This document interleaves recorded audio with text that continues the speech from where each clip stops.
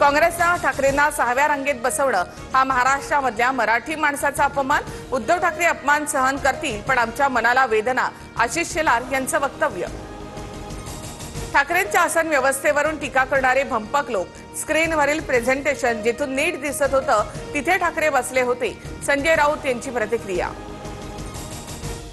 चरू हांडे अपहरण प्रकरणामधील आरोपींना 4 दिवसांची पोलीस कोठडी. खून करण्याच्या उद्देशानं अपहरण करणं याबाबत गुन्हा दाखल. शरणू हांडे, गोपीचंद पडळकर यांचे समर्थक. अपहरण झाल्यानंतर रोहित पवारांनी व्हिडिओ कॉल केला. अमित सुरवसेची माफी मागण्यास नकार दिल्यानंतर याला बघून घ्या असं रोहित पवार म्हणाले. सोलापुरातील अपहरण झालेल्या शरणू हांडे याची प्रतिक्रिया. रोहित पवार कार्यकर्त्यांमध्ये भांडणं लावतायत. मला मारायचं असेल तर रोहित पवारांनी तारीख आणि वेळ सांगावी. मी बारामतीमध्ये येतो. गोपीचंद पडळकर यांचं आव्हान.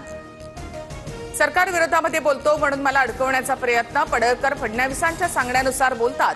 मी फोन केला होता का याची चौकशी करण्यासाठी एसआयटी स्थापन करा. रोहित पवार आक्रमक. सध्या सुरू असलेल्या प्रकरणावरून मला वेदना होत आहेत. जळगावातील राजकारण थांबलं पाहिजे. खडसे कुटुंबावर होत असलेल्या आरोपांवरून भाजपच्या केंद्रीय मंत्री रक्षा खडसे यांची नाराजी.